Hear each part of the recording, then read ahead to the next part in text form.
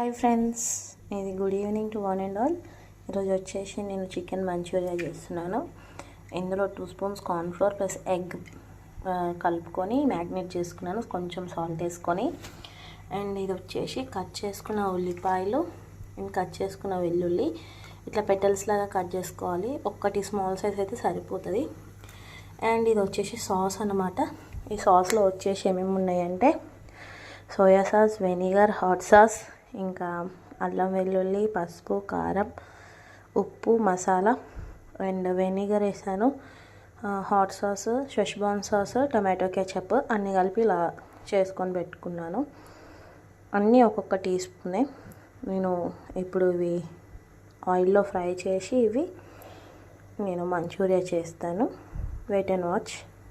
మంట స్లోలో పెట్టుకొని ఇవి మంచి గోల్డెన్ బ్రౌన్ వచ్చే వరకు మనం ఫ్రై చేసుకోవాలి. వేగుతున్నాయి.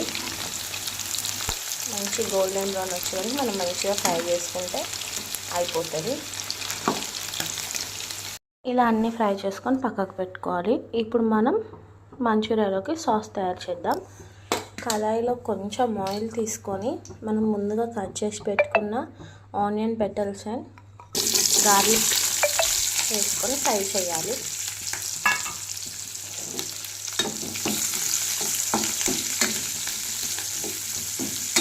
ఇది లైట్గా ఫ్రై అవ్వాలి, మొత్తం టాస్ అవ్వాల్సిన అవసరం లేదు. అండ్ ఇందులోనే మనం ముందుగా తయారు చేసి పెట్టుకున్న సాస్ యాడ్ చేసుకుందాం.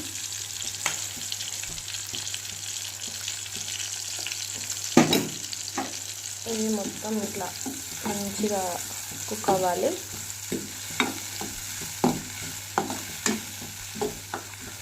చికెన్ మంచూరియా సాస్ రెడీ అయిపోయినట్టే.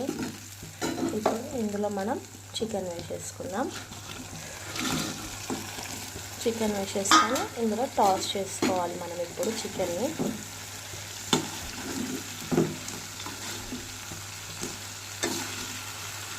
చికెన్ని ఇలా హై ఫ్లేమ్లో టాస్ చేసుకోవాలండి. High flame is mandatory. High ఫ్లేమ్లో ఖచ్చితంగా టాస్ చేసుకోవాలి. ఒక 5 minutes అయినా 5 minutes అయిపోయాక మనం దీన్ని సర్వ్ చేసుకొని తినేయడమే. చికెన్ మంచూరియా రెడీ అండి. ఇది మయోనీస్తో సర్వ్ చేసుకుంటే ఇంకా బాగుంటుంది. ఇది వచ్చేసి ఉల్లిపాయలని ఇందాకనే కట్ చేసి పెట్టుకున్నా. ఇది చికెన్ మంచూరియా అండి. నచ్చితే like, do, share and subscribe to my channel. Thank you for watching.